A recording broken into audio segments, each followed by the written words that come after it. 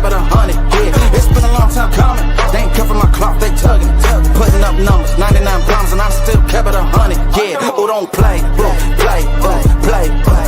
Who don't play. Music licensing reimagined. Play, who don't play, play, play, play. Who don't play, play, play. Who don't. Long time coming, black on the bottom of my feet from running. Cataracts under my eyes from hustling. Going from buying to selling to customers. Run up the business, God is my witness. Turn up the sun up from under the sun. We maxing our limits. My mind running like Tom Cruise on an action movie. Moving the mission, they say that I'm tripping. I've been told I need a vacation. I'm finessing a visit. Ooh, what is up, everybody? Welcome to DFS by the Numbers. These are my final thoughts for UFC Kansas City. We have Ian Machado Garry going against Carlos Prates. We have a 14-fight card. And yeah, I'm looking forward to this one. We're coming back after a week off here. And yeah, a couple spots sticking out for this card, a couple fun fights. Just looking forward to breaking down as always. Before we get into, if you guys could like the video, subscribe to the channel, always appreciate it. Going to be going live tomorrow for Best Bet. Looks like the fights are kicking off at 6 o'clock Eastern time. So probably go live at like 4 Eastern time tomorrow for some Best Bet. We'll do that. Kind of a late start time. Geez, for 14 fights. It's going to be a long night tomorrow. Fight's probably going to end at 1? But regardless, so probably going to go live tomorrow. Best Bet, aim for 4 Eastern time. And then we have couple cards coming up. I think we have UFC 315 coming up in a couple weeks. So yeah, a lot of stuff to look forward to. What is up, everybody in the chat? Hopefully you guys are having a good day. I'm having a pretty good day. The weather's starting to get nicer. Still not quite where I want it to be. Little chilly today, but you know the sun's out, and yeah, feeling good. We got Rob Mushroom, first one in the building. What's up, Brady? One more sleep, yes sir. Good to see you, Mushroom. Hopefully you enjoyed your week off. We got Jacob with the late. I was actually early today. Started the stream nice and early today. No. I think you're a little mistaken. There. We got Kalani with the yo. What is up, Kalani? Good to see you. And we got the moderator, Dix Insider. Brady, should I bring my bib for the Kansas City barbecue, or is Kansas City a dry rub? I think you should bring your bib. I guess bring it, man. It could get messy. It could certainly get messy. We got my guy Victor DeJesus. Good to see you, Victor. All right, guys. Got to get out of here by like 4:55. So I say we get into. We have a lot to talk about. We're going to kick it off with the first fight of the card. It is none other than Jocelyn Edwards going against Chelsea Chandler. Looks like we have Jocelyn Edwards sitting as a minus 290 favorite. Chelsea Chandler is sitting at plus 245. And yeah, nothing sticking out here at all for this fight. I mean, you don't want to get in a habit of laying minus 290 on, Jocelyn Edwards, a fighter that has went to a ton of close fights, a fighter in Jocelyn Edwards who has always really had a hold on her game in terms of the takedown defense. She's been taken down a ton in the UFC, including against fighters like Carol Hoza and Jessica Rose Clark, and even Ramona Pascal took her down. Lucy Pudilova took her down. So, like, in theory, Chelsea Chandler, she does have a path here, but at the same time, I just think Chelsea Chandler is like one of the worst to do it ever. And I will never, ever pick Chelsea Chandler to win a fight ever. So, by default, I got to go Jocelyn Edwards, but I also don't have to lay minus 300 on her. I'm going to be passing here. I think Jocelyn Edwards by decision is the most likely outcome here, but that Edwards by decision best price seems to be like minus 175. So, yeah, this is one big giant pass for me. From a DraftKings perspective, Jocelyn Edwards at 9,000 has to be one of the easiest fades of all time. I think it's up there. I mean, one time they had like Caitlin Chukagian priced at like 9,000. I think that was the easiest fade ever, but I think this could be the new easiest fade of all time. Jocelyn Edwards at 9,000, not a ton of finishing upside, no grappling upside here. Probably like 70 to 80 points in a decision win. So yeah, Jocelyn Edwards, big fade. If anything, honestly, it's Chandler, just because if she does win, that means she was able to take down and hold down Jocelyn Edwards. But overall, this is not a fight that I have a ton of excitement for. And I might not even watch the fight. I might go, I don't know, clean up the house a little bit. I might maybe start preparing dinner. I might, maybe look ahead to next week's fights during this fight. I might maybe mow the lawn, get the weed whacker, get some weeds around the house. The options are endless, but I think whatever I decide doing will be a lot more productive than sitting there for 15 minutes and watching this horse shit fight. Jocelyn Edwards got that dump truck. She does. Absolutely. She does have a big dump truck, and, she absolutely does. Very late. This is getting ridiculous now. I'll try to be more on time. Let's see. If we're hyping up Cortez fight week, we got to start normalizing Jocelyn dump truck Edwards. Yeah, I think that's a fair point. Or you could just watch all the fights. I don't know about that. Watch this fight. I don't know. I don't think I'm watching this fight because there's other things I could be doing, like I could clean up the house and stuff, But I will probably not be catching the first fight of the night. Brady, don't forget Edwards is Latina and she has a big booty. I don't think Edwards is Latina. I don't think so. Edwards. Well, where the heck is she from? Panama? Fighting out of Panama? Very interesting stuff. Panama. Okay. You should watch the fight. You should what the fight? Watch the fight? Yeah, I'm probably not going to watch it, but we'll see. I will be watching this next fight, though. It is Roberto Romero going against Timmy Kwamba. We got Roberto Romero. It looks like some money has came in on him throughout the week. Earlier in the week, it was a pick'em. And now it's like minus 130. Romero, plus 110. Kwamba. And yeah, I think it should be lying close because, Kwamba, I think this guy has skills. I think he's a solid fighter. The problem with Kwamba is he just doesn't have a ton of urgency, right? He's going out there. He's very low volume. And Romero is kind of the complete opposite, where he's going to go out there. He's going to come forward the entire time. He's going to be very aggressive. And I think that aggressiveness probably wins him a close and competitive decision here. So yeah, I lean the Romero side, but don't really want to lay any money on it from a DraftKings perspective. I don't mind Romero. I think he has the majority of the finishing upside. I think if he does win this fight, decent volume from Romero. Could see him hurting Kwamba, who we've seen hurt, multiple times in the UFC. So I don't mind Romero on DraftKings at 7,300. As far as Kwamba on DraftKings, no thank you. I mean, this guy's just so low volume, just doesn't do anything. So it's hard for me to have any sort of confidence in Timmy Kwamba whatsoever, unless all of a sudden he just all of a sudden puts it together, shows that urgency, which maybe he does. He's only 26, but I just haven't seen it yet thus far in the UFC. And with Romero, it's the complete opposite. This guy has all the urgency in the world. And I like urgency out of a fighter. Urgency wins fights, especially when fights are close. So yeah, Romero for me, probably by decision, but not a ton sticking out from a betting perspective here. Let's see. Are you happy about the Max and Dustin fight announcement? Thoughts? I mean, how can you not be happy? How can you not be happy with that fight? It's going to be their third fight. And yeah, it's a great fight. I believe it's Dustin Poirier's retirement fight as well. And I heard it's going to be in Louisiana. So the fight can't possibly be boring. So yeah, I'm happy about it. I think it's a fun fight and it's something to look forward to. Yeah. We got Barry McCocken on the same time as Wheezy. Is that this? No, I could literally only go live at 3 today because I can't do it later today, and I couldn't really do it earlier. So the only time I could possibly go was 4 Eastern time. Giga asking Cub Swanson to train with him was very cool, especially considering he has a win over Cub. It's very cool. Yeah, Giga did move camps for this fight. Believed he used to train at Kings MMA. Giga also missed weight for the first time in his career. Didn't look too great on the scale. That Giga fight's going to be very interesting. I can't wait for that Giga Chikadze fight.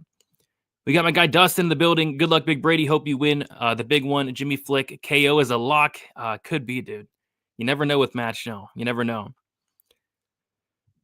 I didn't realize Max and Dustin has fought twice already. Hope you good, Brady.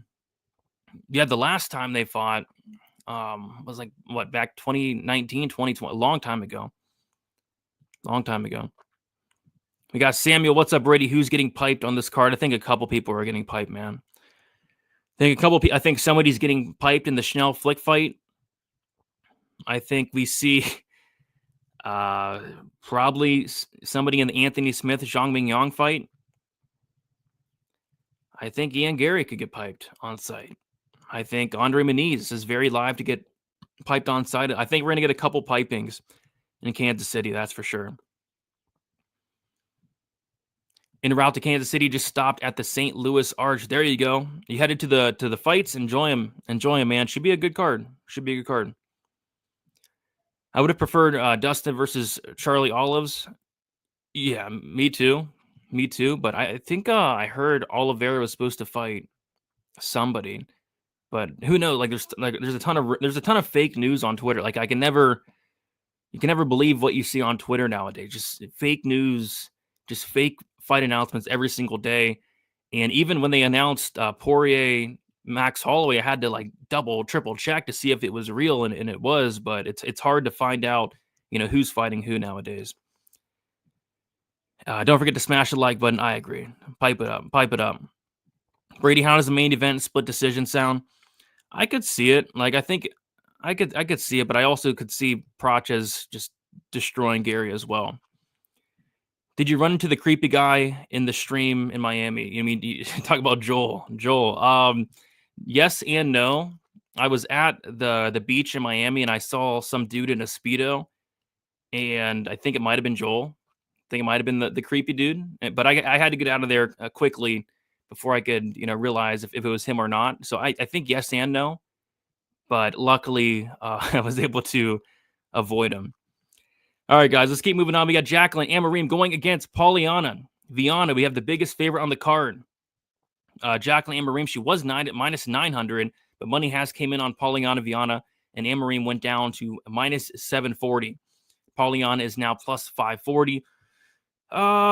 Yeah, I mean, it's an interesting fight. So this kind of reminds me of the Barbosa Balbita fight a couple weeks ago, where it's just like so obvious, like what's going to happen.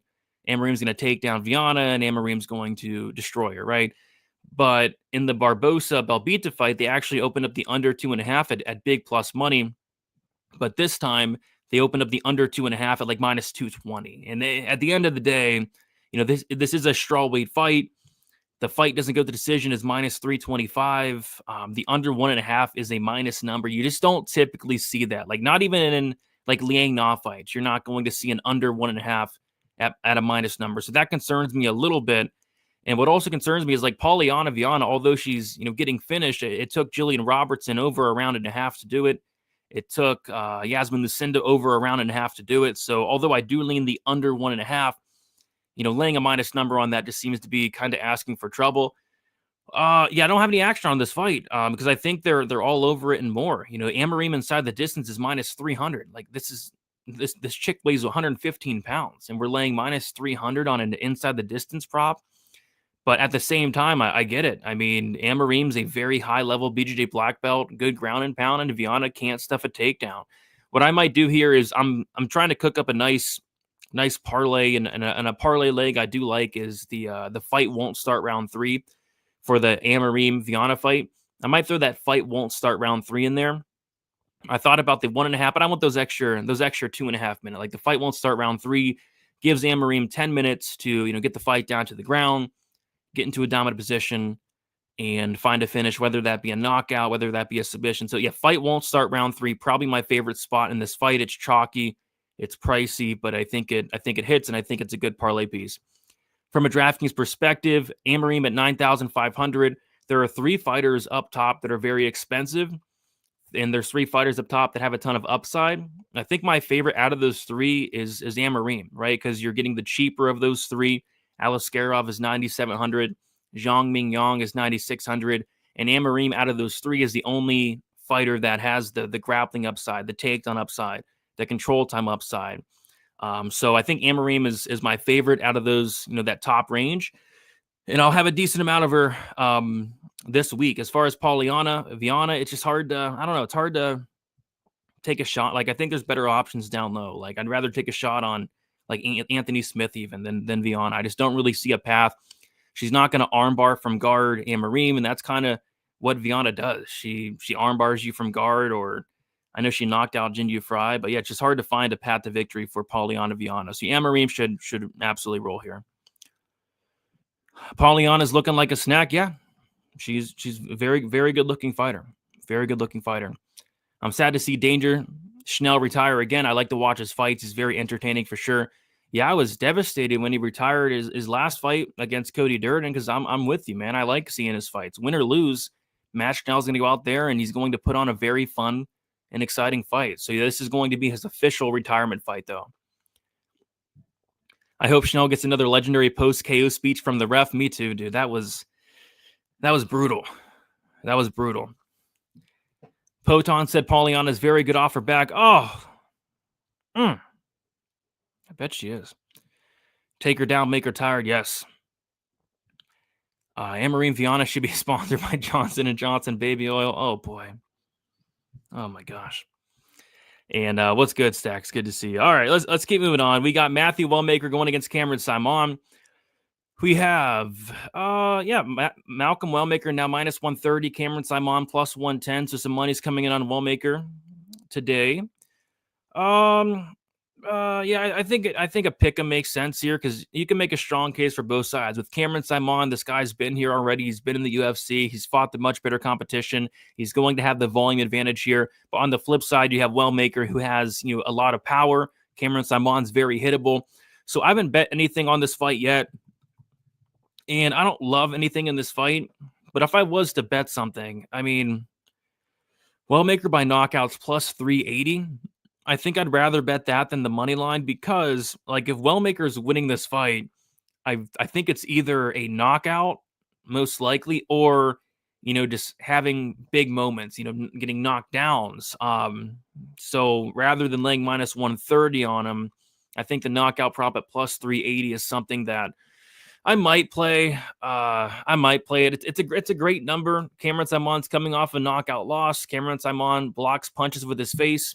Wellmaker hits very hard for the division. So Wellmaker by knockout, again, haven't played it yet, but it's something I'm considering.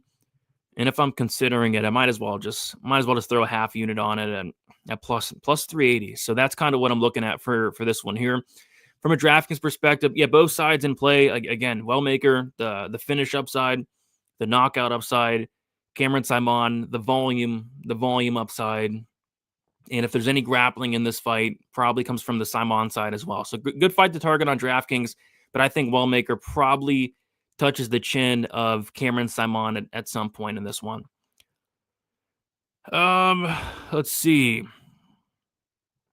What are you guys liking in this fight here? We got Lazy Bed, OH in the building. Let's go. What is up, Lazy? Speaking of Ohio, man. How much?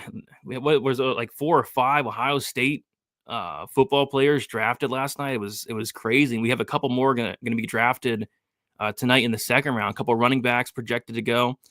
We got Jack Sawyer probably going to get drafted either tonight or in round 4, round 5. So yeah, a lot of Ohio State, some linemen I saw, pretty cool to see.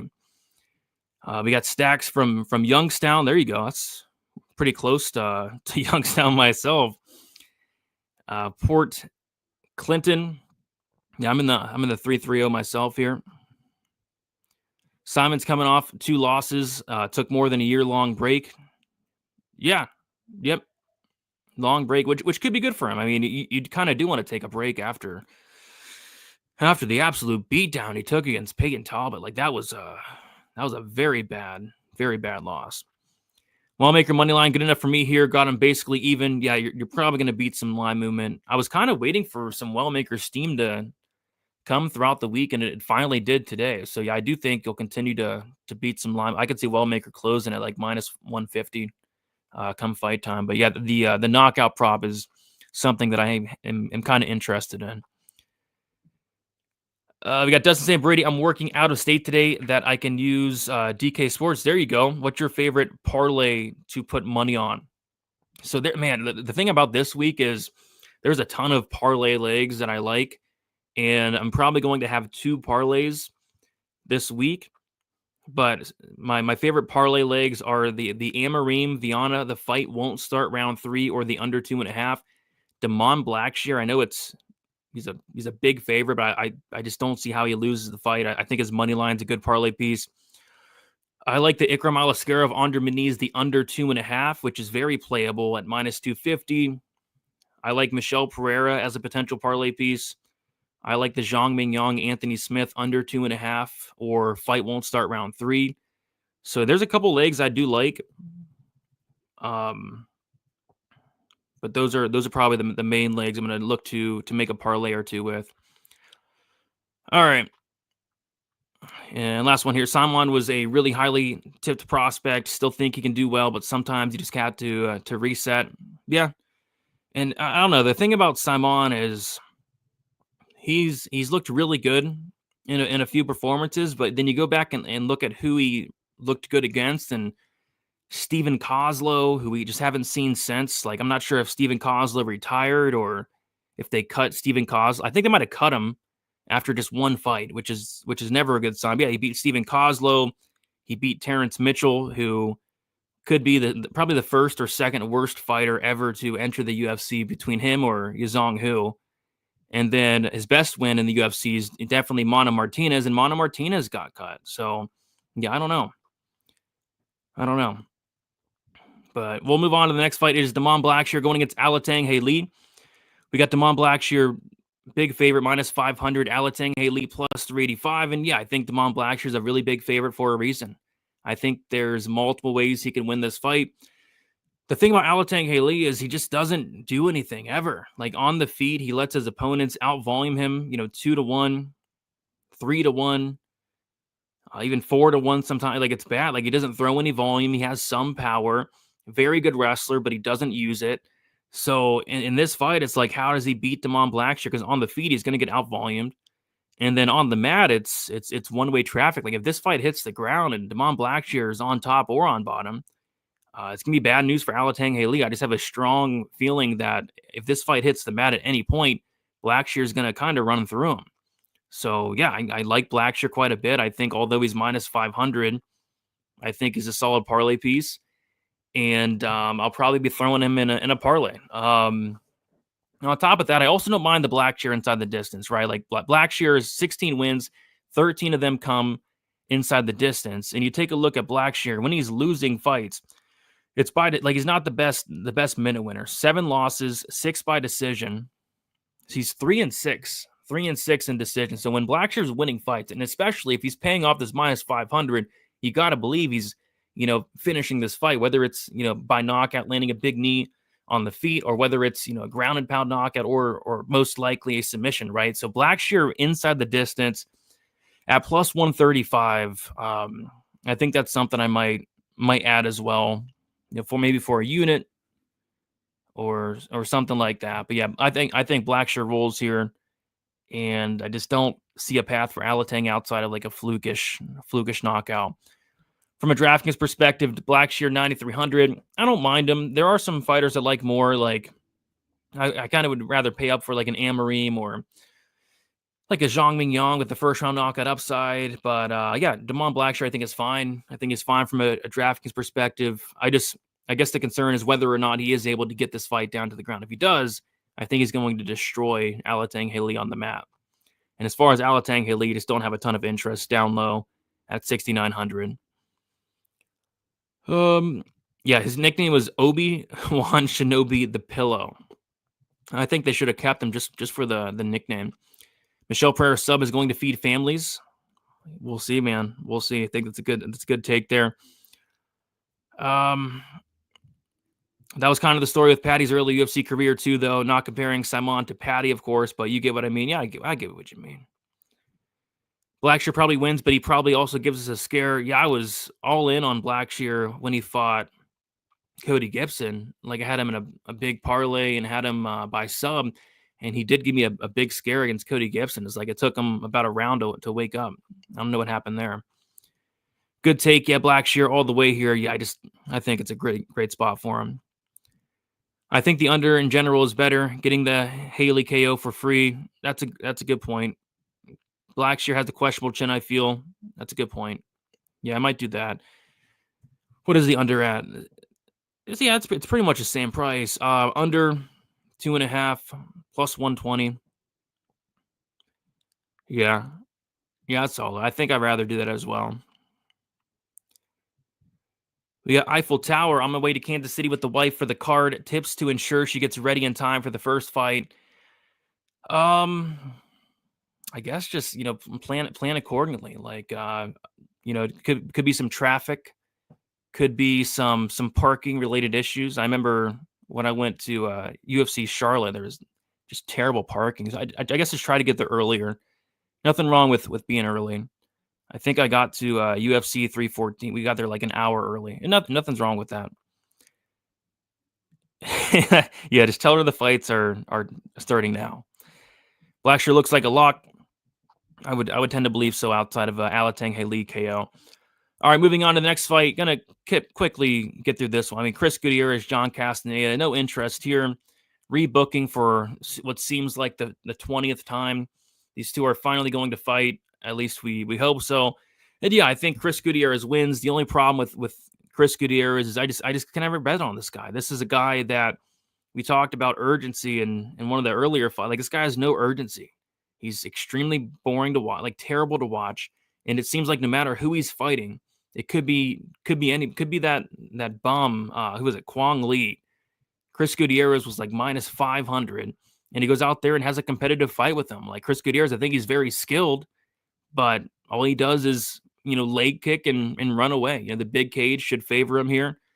And should be Chris Gutierrez by decision, but it could also be a very close and competitive fight as well. And when we're talking about laying minus 140, I just don't have a ton of interest in that. So yeah, the Chris Gutierrez is the pick, but I'm not betting on this fight. And then I think it's just a pretty easy fade from a DraftKings perspective, unless you want to take Castaneda, thinking he can go out there and mix in some takedowns. And if there's a finish in this fight, maybe Castaneda is able to catch him, but I think this fight does go to decision at a very high clip. So yeah, not a ton of interest in this fight whatsoever. Over 2.5, this is a sparring match. Yeah, you pretty much summed up a Chris Gutierrez fight. Just looks like they're sparring out there. He's kicking your legs for 15 minutes, and it's not the most exciting fight. Ends in split, lock of the card. Don't pick a side. I could definitely see it, dude. I mean, this guy, Chris Gutierrez, he's going to close decisions with fighters he really shouldn't be going to close decisions with. So I agree. I think a split could be on the table here. All right, let's move on to the next fight. It is Evan Elder going against Gage Young. We got Evan Elder minus 205, Gage Young plus 175. Another fight where I don't have a ton of interest in it. I think it's a competitive fight. Like, I think these two are very well matched, but Elder's a guy that has been here before. He's already made his UFC debut. He's fought some really good guys. He has some good wins. He's looking great in the UFC. And Gage Young is a guy that this is a big step in competition. Yes, he did take on Quinlan Salkild on the Contender Series, but other than that, you look at the competition of Gage Young, just very questionable. Not the best guys. And on top of that, he's making his debut and on short notice as well. So I think with all those factored in, I do lean towards the Evan Elder side. But at the same time, I feel like this fight could definitely be competitive. So yeah, I'm picking Elder, but I just don't have a ton of interest in the minus 205 here. From a DraftKings perspective, they have Evan Elder at 9,400, but that's because he was supposed to fight Ahmed Hazanzada, which is a fight that I wish was happening. And it was a fight that I did tape, so I had to tape this fight twice. And I thought Elder was going to absolutely destroy him. And at that point, I would have laid minus 9,400 on him. But Gage Young is, I think, a lot better than Hazanzada. Gage Young's a lot more durable, especially than Hazanzada. So yeah, Elder by decision probably, but no interest on DraftKings. If anything, maybe Gage Young at 7,100 could be some value there, though. Brady, let's set the record straight. Where is Young from? I heard someone say he's Brazilian. Gage Young is definitely not Brazilian at all. I mean, Gage Young is from Missouri, as far as I'm concerned. Let's see. Gage Young is from Sedalia, Missouri. Yeah, so he is definitely not Brazilian at all. On level of competition alone, this is Elder getting the finish. Yeah, level of competition, it's night and day. Night and day.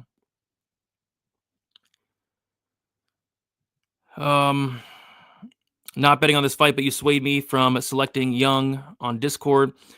Yeah, I think Young, like, he could win. It's just he has a lot of things going against him, man. Like the short notice, I don't like that. The UFC debut, like how many times we've seen guys make their UFC debut and just look, awful, right? So I think Gage Young could definitely be a solid fighter, but he's still young. No pun intended. I think he'll have success in the UFC, but Elder's a guy that he's had a full camp to fight on this card. He's been there already, so I do lean the Elder side. And yep, hometown guy. Gage Young, hometown guy. So maybe if it goes to decision, they could this could be some hometown cooking, potentially. Hometown cooking, robbery, split decision for Young. Yeah, we could see it. We could see it. You never know with these crooked, corrupt judges, right? These crooked, corrupt judges. All right, let's move on to the next fight. It is Matt Schnell going against Jimmy Flick, the people's main event. And yeah, interesting line movement here. Very interesting line movement. So on Stat Diggers on Sunday, when I broke down this fight with Uncle Weezy, Jimmy Flick was like plus 255. He was like plus 255, plus 260. And now on a Friday, Jimmy Flick is plus 135, which I'm kind of surprised.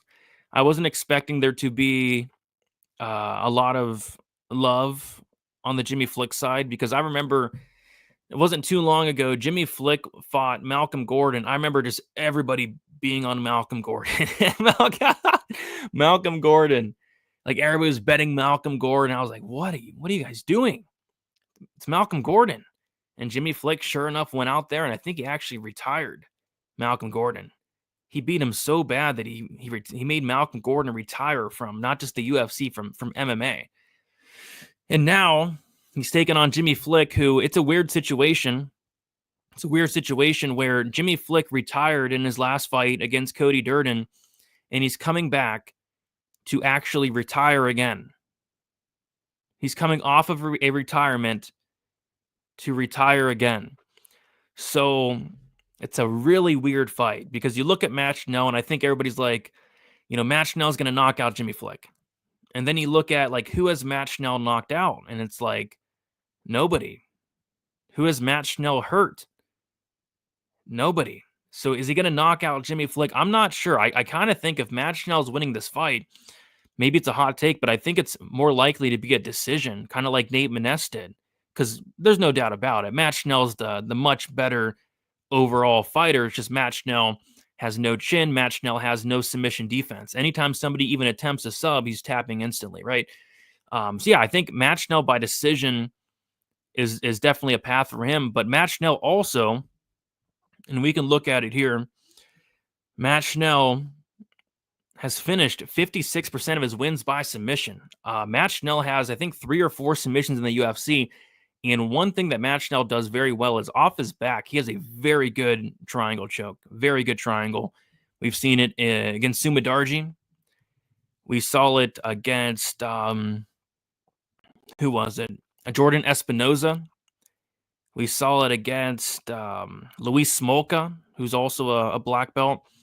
And even, I think against Brandon Royvalle, I think he almost got him, right? So, yeah, I mean, Matt Schnell is a very dangerous grappler off his back. So, what I bet here was I like the fight ends by submission, because I don't think Jimmy Flick's knocking out Matt Schnell. I don't care how bad Matt Schnell's chin is. Jimmy Flick, I just can't envision Jimmy Flick knocking out anybody. He's not the best striker, and he doesn't really throw with a ton of power, a ton of intent. So I think if Jimmy Flick's winning this fight, it's by submission. And like I said, I think if Schnell's winning this fight, I think it could be a decision, but I think it could be a potential submission off his back. So I think the fight ends by submission is interesting here, considering the fight doesn't go anywhere from minus 350 to minus 400. The books are very confident that this fight finishes inside the distance, but I'm just not confident either of these guys have the power to get a knockout. And you see it there, the finishing rates. These guys are submission artists. 88% submission rate for Flick, 56% for Schnell. Schnell is a 13% knockout rate, but I think one of those was like a doctor stoppage or something. Matt Schnell's not knocking out anybody. So fight ends by sub. And I also don't mind Jimmy Flick inside the distance. Jimmy Flick, I bet round 1 or round 2 at plus 320. I think Flick's super live here. So yeah, money's coming in on Flick. I get it. I think Schnell, if he gets put in a submission, like Schnell's probably going to tap. He's probably going to tap. Schnell, 50% takedown defense. Like, Schnell can't stuff a takedown. So I think Jimmy Flick, although not the most skilled fighter, I think he's very live here. From a DraftKings perspective, I like this fight a lot. I think Jimmy Flick at 7,000, you're getting a ton of value. Like, this guy's plus 135 on the money line now. Finish upside, grappling upside. And as far as Matt Schnell, I don't love it, but yeah, I mean, Matt Schnell, he's definitely in play. Flick's durability is a problem in his own right. So yeah, great fight to target on DraftKings, but I think somebody probably does get served here. We got Blom Dog. Good to see you. What's up? Hope all is well with you too. Dogger pass all the way. Yeah, especially if you got in on freaking Flick on Sunday. Like, dude was like plus 260, 255. I saw that Gordon fight live. Made a nice coin on Flick sub. Yeah, I had Flick inside the distance there at a pretty big number against Malcolm Gordon. Schnell is this week's a rose to someone with no chin against someone with no striking. I'll take the guy. I'll take the no chin guy. Yeah, and I get it. Like, you know, Schnell, the one thing you got to worry about with him is the chin. But honestly, another thing you have to worry about is like the trash submission. Like, this guy got submitted by Cody Durden. Who is Cody Durden submitting? No, nobody. He's minus 160 now. I can't believe I'm saying this, but I'm max betting his. Don't do that, man. Don't max bet. Don't max bet Schnell. I mean, he could win. I mean, he's going against Jimmy Flick, but I mean, it just seems a little irresponsible. When do people stop living by "Don't fade a bad fighter with a bad fighter"? Yeah, you should never stop living by that. I mean, that's a very good. It's a very good point to go on. Are you watching the ceremonial weigh-ins on the hour, Brady? I didn't even know they were coming up this quick. No, I will not be doing that, but I'll catch him later tonight. Schnell knows how dumb he is. Flick doesn't, so he'll take more shots here and get it done. Goaty Durden. Yeah, I like it. All right. Should be a fun fight. Next, we have Ikram Aliskerov going against Andre Muniz. We got Ikram. Aliskerov is minus 450. Andre Muniz is plus 350. Yeah, nothing for me on this fight yet, but I'm probably going to throw like the under 2.5 in a parlay. Like, this is on paper the most violent fight on the card. You take a look at the finish rates between the two. Ikram Aliskerov, 73%, Muniz 80%, but look at their losses, right? Aliskerov, 2 losses, 2 finish losses, both by knockout. Andre Muniz, 6 losses, 6 finish losses, 5 by knockout. So again, 2 very non-durable fighters. Aliskerov hits very hard. Aliskerov, he's finished all of his wins in the UFC in the very first round. And Muniz, I don't think has a great chin. I don't think Muniz has good cardio. I don't think Muniz has a lot of heart. So yeah, I think an Aliskerov finish is very, very, very much on the table. And then if Muniz is winning this fight, he's probably catching Aliskerov early in the first round. I think both these guys are very front-loaded. So yeah, I'm probably going to end up throwing the under 2.5 in a parlay. There's 2 different parlays I'm looking at. There's a 4-legger I'm looking at, and then there's a 2-leg violence parlay. And I think Aliskerov Muniz, like an under 2.5, probably makes its way into both those. It's one of my favorite spots on the card. Even don't mind the under 1.5, which it looked like the over was taking some steam, but looks like just recently somebody put a big bet on the under, I guess. The under was plus 115. Now it's minus 115. But I think this fight finishes in the very first round, to be honest. But yeah, fight won't start round 3, under 2.5 in a parlay is kind of what I'm looking at here. And that's kind of what I'm attacking for this one. DraftKings perspective, it's tough. I mean, 9,700, it's a lot to lay. It's definitely a lot to lay on Ikram Aliskerov, but at the same time, I kind of think he completely smashes Muniz. So if you can fit him in, fit him in. But it all comes down to like what else happens on the slate. Do we get some of these big dogs coming through, et cetera, et cetera? But yeah, I think Aliskerov smashes. As far as Muniz, it's hard for me to make a case for him, to be honest, outside of a submission, like early submission or bust. And it's going to be very tough, I think, to submit a fighter like Ikram Aliskerov. Let's see. You going head to head versus Wheezy Hut? Not really. I mean, this is the only time it could have possibly went to today. So it was either, go live at 4 or just don't go live at all. So I chose to just to go live. I didn't go live against. I mean, he started like at 3. Schnell minus 3.5 is worse than his money line on DK right now. Oh God. Yeah, I don't know about that. On my way home to fulfill my favorite tradition of blowing my wife's back out while watching DFS by the numbers, going to make her scream Brady. God. Oh my God. Oh my God. Brady, if you were a fighter, what would be your go-to finishing move? Probably the milker. Probably the milker. It's where you take down your opponent and milk them. I don't know, dude. The on-site pipe. I don't know.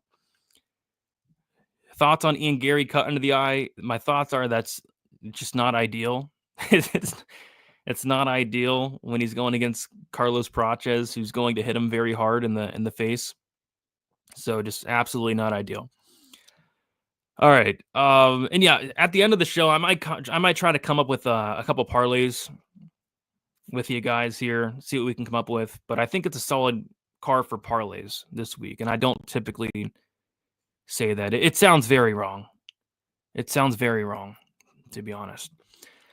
Moving on, Randy Brown going against Nicholas Dalby. Randy Brown 8,900, Dalby 7,300. Yeah, not a ton sticking out here. It kind of feels like your typical Randy Brown decision. The younger guy, bigger guy, longer guy. Should be able to kind of just pick apart Dalby over the course of 15 minutes here. So Brown by decision would be the pick here. Dalby, Dalby 40 years old, but at the same time, he's one of those guys that kind of aging like fine wine. Like he's getting better as his career has went on. And at 38, 39, 40 years old, we're kind of seeing the best version of Dalby. That performance against Bonfim was a great performance.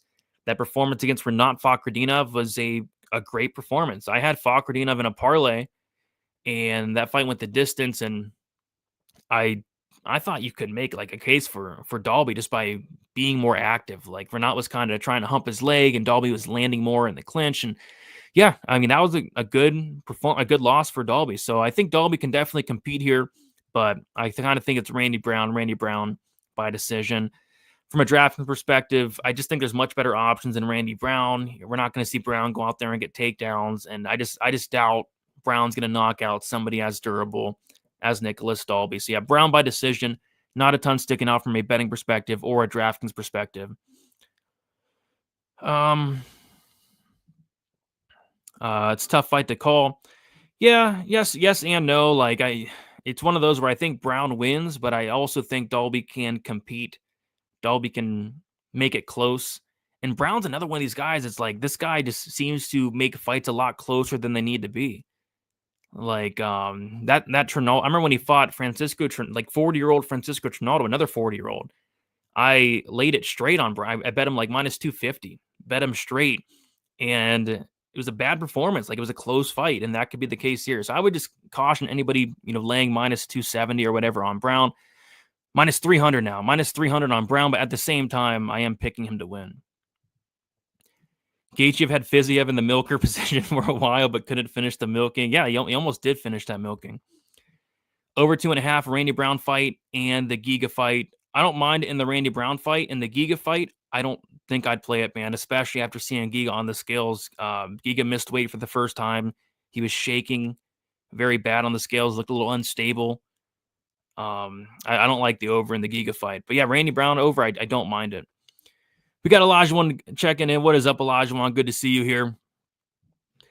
Master saying, that's the thing, Brady, you're right. Brown can make mistakes, but it is also very good when he doesn't.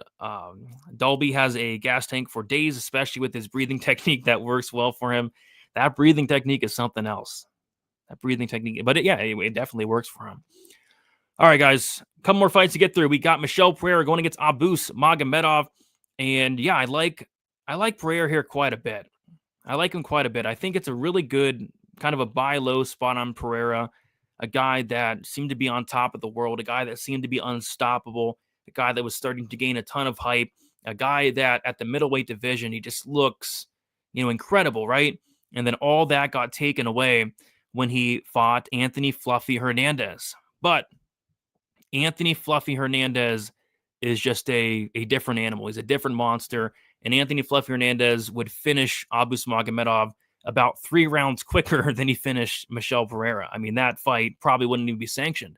So, yeah, I think Pereira, it wasn't a good look in his last fight, but he's also taken on somebody in Abus who's just completely different than Fluffy. Fluffy has an endless gas tank, endless pressure, endless wrestling, and Magomedov slowing down after the first 5 minutes. I remember the fight with Bruno Ferreira, Abus's last fight against Bruno Ferreira. I went and watched that fight, and Abus was his mouth was wide open after the very first 5 minutes. And in that first round, nothing happened. It's like this guy's gas tank is very questionable. His cardio, his durability, especially, is very questionable. Abus is getting hurt in a lot of fights. Ferreira dropped him a couple times. Kyle Bahayo should have had him out of there. He hurt him. And I just think Pereira is going to find the chin or the neck at some point in this fight. So I bet on Pereira to win inside the distance at plus 170. I like that spot. And then Pereira is also a fighter I'll probably be throwing in like a 4-leg parlay as well, minus 140-ish. So yeah, I like Pereira. Like him from a DraftKings perspective as well. I think he has finished upside. I think he finishes Magomedov. But Magomedov on DraftKings at 7,600. If he wins, it probably means he was able to, do what people think and grapple him. I just don't see it. I think Magomedov is going to really, if that's his game plan, good luck. Good luck trying to pull a Fluffy against Pereira. Fluffy has the cardio to do it. Magomedov doesn't. I think it's a great spot for Pereira. And I'm surprised the line is this close, but we'll see. We got Romero in the building. Wonder what a Polyana Viana milking looks like. Hey, guess what? We're going to find out tomorrow because I think Polyana Viana is going to get milked by Jacqueline Amarim. Is Giga the only person to miss weight? Yes, Giga was the only person to miss weight. Fiziev and Bahamondes, what a fight. Initial thoughts. Is that a real fight? Did that get announced? If so, great fight. I mean, that's a phenomenal fight. What card's that going to be on? That's going to be like a striker's delight. Abus Gas is out faster than me after a family-sized chili cheese fry from the hot dog shop. Oh, boy. Oh, my gosh. But you're right, dude. This guy's cardio is very, very sketchy. Brady, I saw you in Miami, but I was too shy to say hi. Did you really? Where'd you see me at, dude? At the strip club? I'm just kidding. Where'd you see me at, dude? June 21st. June 20. That's the week before the International Fight Week.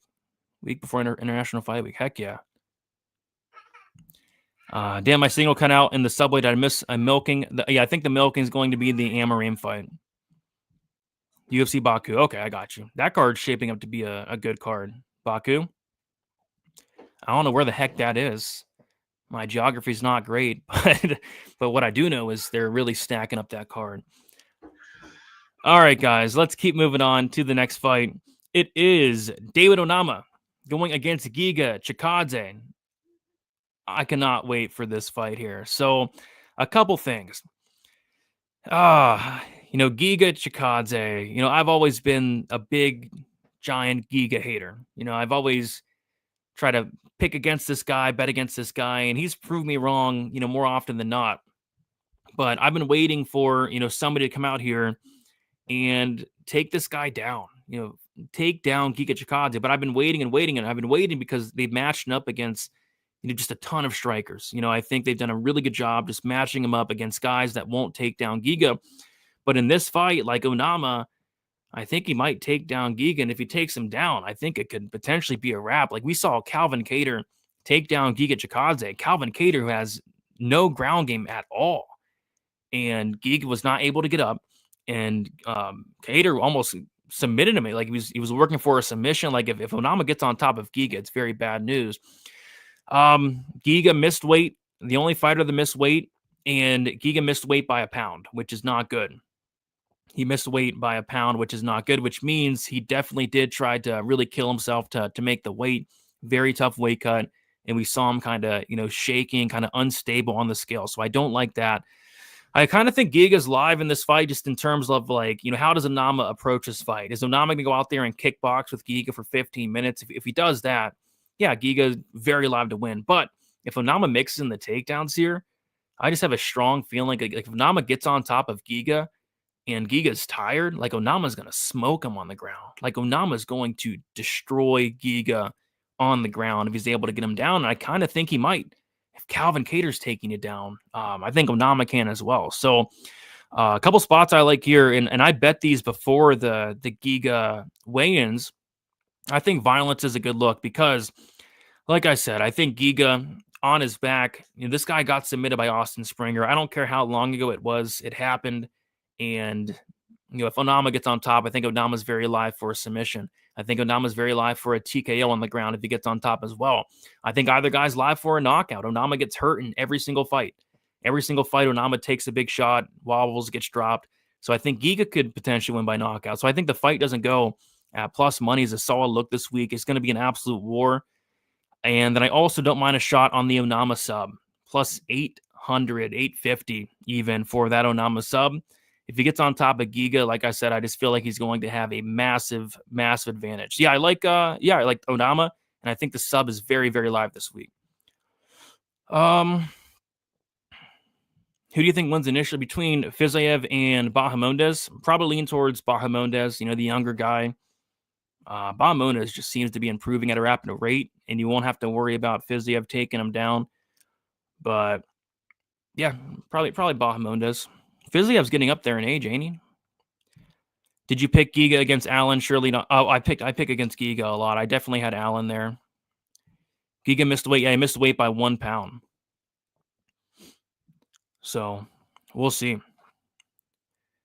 Giga only subbed once, though, by Austin Springer. Yeah, not a good look. But yeah, he's only been subbed once, but he's fighting all strikers. Arnold Allen, Alex Caceres, Calvin Kattar, Edson Barbosa, Omar Morales, Erwin Rivera. Jamal Emmers can grapple a little bit, but he decided not to. So yeah, he's done a really good job at not fighting people that will grapple. According to Google Maps, Baku is in Azerbaijan, which shares a borderline in Armenia, Georgia, and Russia and Iran. Jeez. Okay. Very interesting. If anything, Ignacio initiates he has very, very opportunistic grappling. Agreed. All right, let's keep moving on to the next fight. It is Zhang Mingyang going against Anthony Smith. I don't know what to do here because looks like money's coming in on Anthony Smith, which makes sense. Like if this fight was a couple years ago, I'd be sending it on Anthony Smith. The problem is Anthony Smith just seems like he doesn't have anything left. But if Anthony Smith has like anything left at all, like he's a very live underdog here, right? He needs one of two things to happen to win the fight. One would be getting the fight down to the ground. If he gets Zhang Mingyang down to the ground, the fight's over shortly after. Very shortly after. I mean, Zhang Mingyang, I just have a strong suspicion that his ground game is non-existent. And if this fight hits the second round, Zhang Mingyang, 18 wins, all of them in the first round. So Anthony Smith, in theory, is a live dog, but at the same time, I just kind of have a feeling he just doesn't have anything left in the tank at all. So I'm picking Zhang Mingyang by first round knockout, but I would not recommend laying the minus whatever on him.